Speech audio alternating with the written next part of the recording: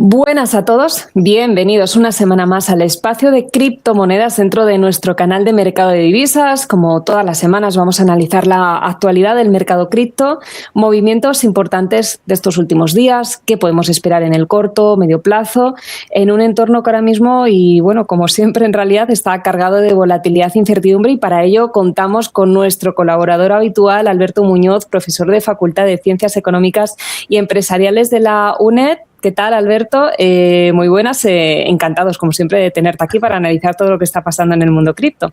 ¿Qué tal, Miriam? Buenas noches, ¿cómo estás? Vamos a empezar entrando en materia, Alberto. Me gustaría que hicieras un repaso general al mercado cripto ahora mismo, qué estructuras estás viendo en el mercado, si estamos en fases de continuación, corrección, posible cambio de tendencia. Bueno, cuéntanos un poco qué estamos viendo ahora en los mercados criptos. Pues vamos a hacer un repaso, si os parece bien, técnico de niveles y de qué aspecto tiene la cosa. Es verdad que Bitcoin ha mejorado un poquito, ¿no? Con esta historia que luego seguramente comentaremos del Estrecho de Hormuz, de la guerra de Irán y demás, pues Bitcoin ha tenido un pequeño repunte, pero tampoco debemos confiarnos demasiado. Decíamos hace unas semanas, cuando hicimos el último repaso, que bueno, que podía estar rompiendo la zona de 74.000, luego fue una ruptura en falso, y si rompiera ese nivel se podía ir a la zona de 80.000 aproximadamente, pero después hizo una corrección, volvió a la zona de 65.000 y ahora ha vuelto a hacer el mismo movimiento. De 65.000 se ha ido y ha marcado un máximo en la zona de 76.200, que es donde dejó el máximo también al hacer la falsa ruptura. Además, con un agravante, y es que está tocando la media de 100 periodos, que es la que está guiando el movimiento bajista de medio plazo. Si os fijáis, desde que inició el tramo bajista, cuando estaba ya por 100.000, 105.000 en octubre del año pasado y empezó a bajar y luego hizo un rebote, cuando hizo el rebote, justamente dejó una mecha, lo estoy haciendo aquí un poquito de zoom para que lo veáis, dejó esta mechita de aquí tocando la media de 100 periodos y es cuando inició un nuevo tramo a la baja bastante importante, que llegó a marcar incluso mínimos en la zona de 60.000, como seguramente recordaréis.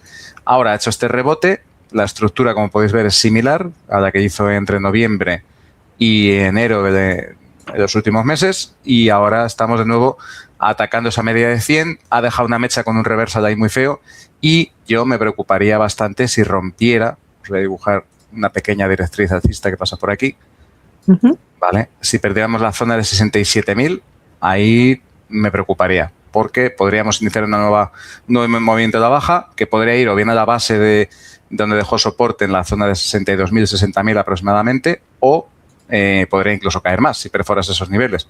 Entonces, no está todo dicho en Bitcoin. Hemos tenido ahí una recuperación. Es cierto que ha habido un poquito de risk-off con el tema de que se van a reunir de nuevamente en Islamabad, o eso dicen, ¿no? Que este jueves se reúnen de nuevo Irán y Estados Unidos para seguir negociando, pero no está todo dicho y cualquier mala noticia que venga de Oriente Medio puede volver a tumbar Bitcoin. Si rompiera la zona de 76.200 con fuerza, pues sí que podríamos contemplar de nuevo ese escenario de irnos a la zona de 80.000, 84.000, más o menos esos niveles. Pero de momento tenemos que esperar y ver porque no está nada claro, ¿vale? Las negociaciones entonces podrían ser importantes, ¿no? Para determinar si realmente puede respetar esa media y rebotar y seguir cayendo, si puede continuar al alza. Sí, desde luego. Es cierto que es verdad que las criptomonedas en general no se están viendo tan afectadas por los movimientos que está haciendo Trump desde su Twitter, ¿sí? ¿Vale? Podemos decir, porque es básicamente lo que está moviendo el mercado. Es cierto que, lo habéis visto, ¿no? Cuando sale un tweet que relaja las cosas, pues el Nasdaq se dispara un 3%, el petróleo se hunde un 10%, Bitcoin sube, pero no con tanta alegría, ¿no? Y viceversa, ¿no? Cuando hay malas noticias, pues Bitcoin, bueno, sí está bajando, pero tampoco tan exagerado como otros mercados. Entonces, de momento, hay que esperar y ver, porque además, claro, es que también pasan cosas curiosas, como lo que luego comentaremos, ¿no? Del gobierno de Irán y el Estrecho de Hormuz, que ahora hablaremos, pero cualquier noticia puede tener un efecto inesperado en criptos y en cualquier caso, bueno, veremos a ver la magnitud, pero como ya os digo, no está siendo el mercado que más se está viendo afectado por este tipo de noticias en magnitud, que sí que se mueve evidentemente, pero no es lo que más le está impactando. Vamos a ver Ethereum. Sí. Perfecto, vamos con ello.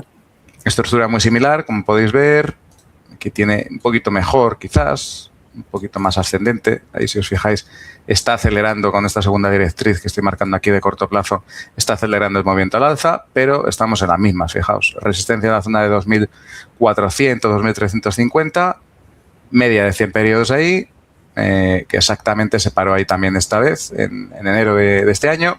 Entonces, la situación es exactamente igual. Aquí deberíamos ver, para que tengamos preocupación, romper la zona de 1975 aproximadamente para volver a la base del movimiento alcista de corto plazo, de la zona de 1750, y si rompiese al alza la zona de 2400, podríamos ver los 2760 aproximadamente. Ese es un poco el escenario que tenemos ahora, que ya os digo, estamos en un momento un poco de indecisión, podríamos decir, ¿no? El caso de Ripple, muy rápidamente, mucha menos alegría que el resto de criptomonedas. De hecho, apenas ha hecho ese rebote que han hecho el resto.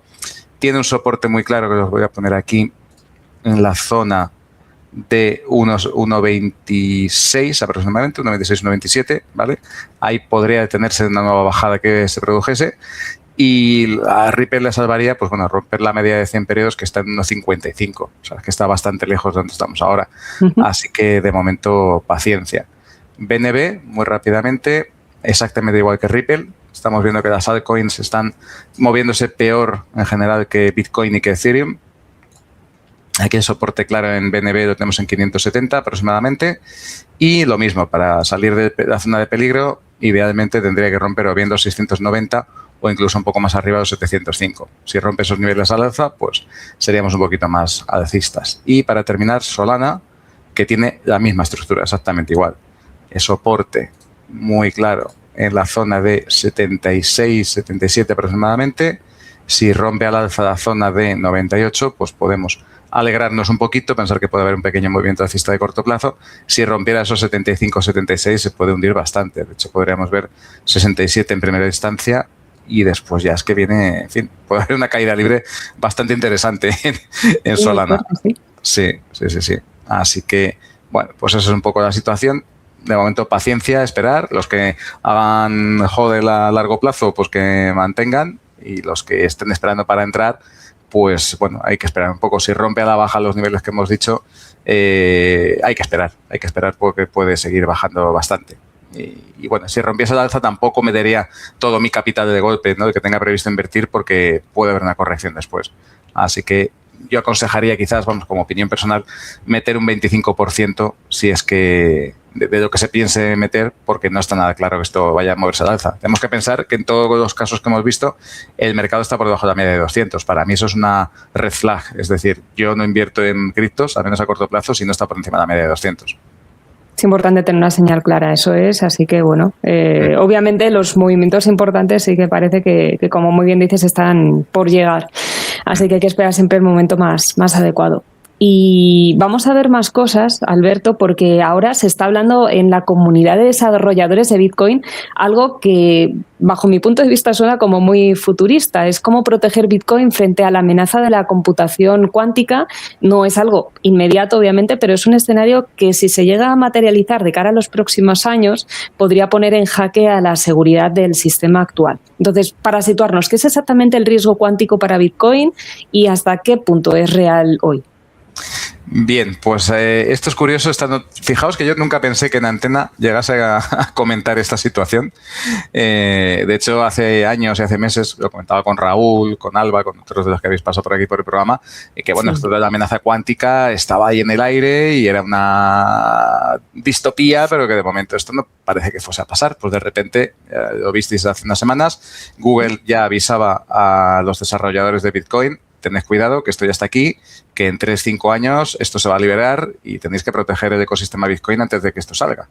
Y entonces ha empezado un debate muy intenso en la comunidad de desarrolladores de Bitcoin, los que mantienen el ecosistema, acerca de pues, cómo protegerse de esto, ¿no? La amenaza que tiene la computación cuántica, he estado profundizando un poquito más, y la amenaza afecta sobre todo no tanto a la blockchain de Bitcoin como al método de firma digital, ¿vale? Digamos que con la computación cuántica sería posible, a través de una clave pública, reconstruir la clave privada. Fijaos de lo que estamos hablando, algo que parece imposible, pues con computación cuántica se podría hacer en unos minutos y podría llevarse los fondos de esa transacción antes de que se registren. Entonces, eso es un problema bastante importante. Además, tenemos que pensar, fijaos, que hay un caso. Si yo tuviera un ordenador cuántico y quisiera atacar Bitcoin, ¿a quién atacaría? Bueno, pues la primera dirección a la que atacaría todo el mundo sería la de Satoshi Nakamoto, que tiene, como ya sabéis, más de 1 millón de Bitcoins almacenados que no se han movido desde que se creó Bitcoin. Entonces sería, en fin, llevarse 1 millón de bitcoins ahora mismo al precio que están, pues podéis imaginar. Os hacéis... Que lo pillara, ¿no? Exacto. Os hacéis billonarios, ¿no? Que dirían los americanos, en cuestión de segundos. Entonces, lo que se ha planteado ya una solución técnica, que es la BIP 360, ¿vale?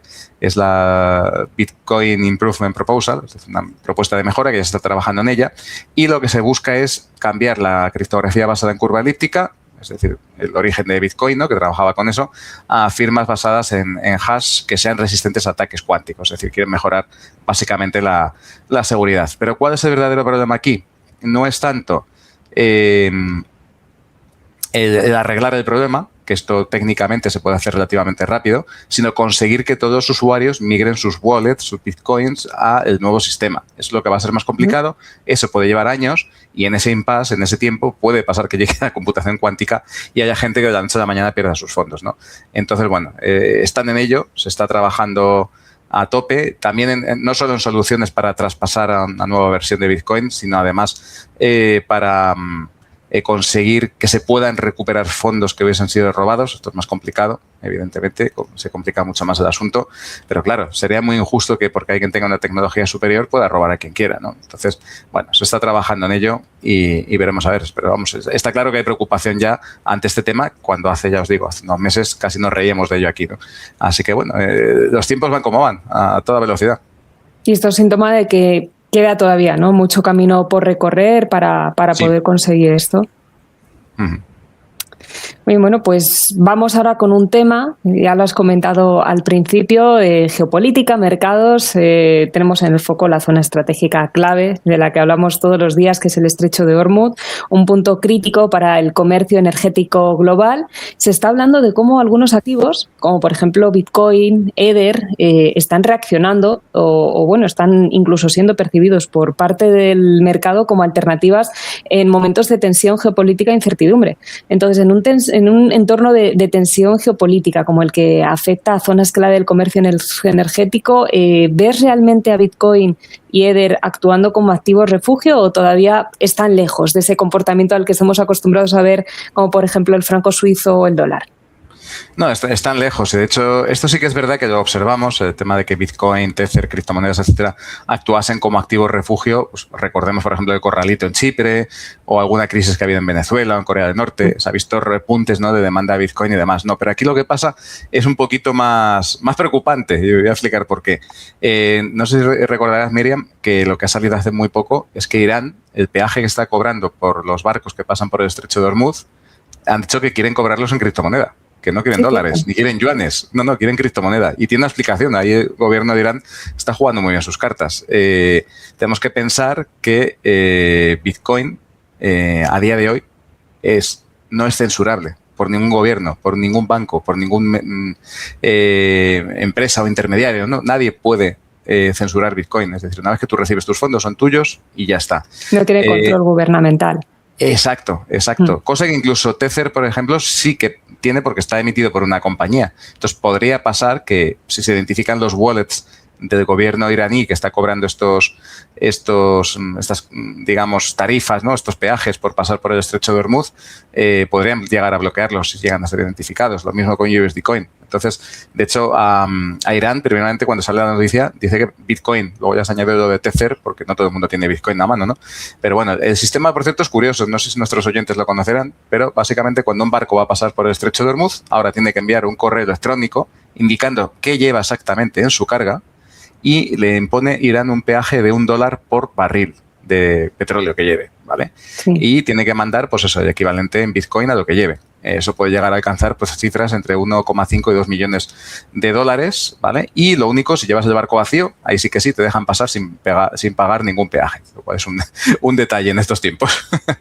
En cualquier caso, sí, en cualquier caso, insisto, o sea, es decir, esto pone de manifiesto que Bitcoin pasa como el dinero al final realmente, ¿no? Es decir, se puede usar para hacer el bien, para hacer el mal, para hacer cosas legales o ilegales. En este caso, pues puede ser discutible este peaje, es consecuencia evidentemente de un conflicto bélico, pero lo cierto es que está poniendo de manifiesto sus propiedades, sus ventajas, ¿no? Es decir, Bitcoin es neutral, resiste a la censura, nadie lo puede controlar. Y mientras esto sea así, y no creo que vaya a cambiar a corto plazo, pues el gobierno de Irán ha decidido aprovechar eso en su beneficio. Hay que sacar tajada, ¿no? Como se suele decir siempre, de donde se pueda. Sé que nos queda muy poquito tiempo, pero hay una pregunta que quería hacerte en relación a esto que se está haciendo sobre el impacto real que puede tener este tipo de incertidumbre geopolítica en el flujo de capital hacia el mercado cripto. ¿Tú crees que es algo puntual o que puede reforzar tendencias más estructurales en un futuro? Pues es lo que te decía, de momento parece que esa correlación, ¿no?, que había un poco con el risk on, risk off en criptomonedas se ha roto un poco en los últimos tiempos. O sea, las bajadas realmente de Bitcoin que hemos visto a corto plazo han sido más técnicas que otra cosa. Y no parece que esté tan relacionado. O sea, es lo que decía, sí que hay cierta correlación en el sentido de que, hombre, si hay buenas noticias, Bitcoin se apunte, sube un poquito, y si hay malas noticias, pues baja y demás, ¿no? Pero en líneas generales no hay una correlación tan intensa en la magnitud de los movimientos. Sí que es cierto que una mala noticia, como puede ser esta, ¿no?, de que Irán va a cobrar en Bitcoins el pasar por el estrecho, pues es una buena noticia para Bitcoin. Pues se puede llegar a dar este tipo de paradojas incluso. Entonces, no, de momento no parece que, ya te digo, veo más, pues eso, temas técnicos. Por otro lado, un poco la pérdida de la narrativa, ¿no? Es decir, las criptomonedas estaban de moda, todo el mundo quería criptomonedas hace un año, hace dos, y ahora de repente esa narrativa de los traders en general y de los volúmenes que se mueven en el mercado se han ido más al oro, al petróleo, a bolsa. Ha vuelto un poco a mercados más conservadores, más tradicionales, aunque con mucha volatilidad, lógicamente. Pues súper interesante, me parece todo lo que nos has estado comentando. Nos hemos quedado ya sin tiempo, así que si te parece, temas que tenemos que tratar, que son muchos, la semana que viene continuamos y nos sigues informando más cosas que ayudan mucho a entender mejor el mercado. Así que muchas gracias, Alberto, por haber estado con nosotros. A vosotros, Miriam. Hasta el miércoles que viene. Hasta el miércoles que viene.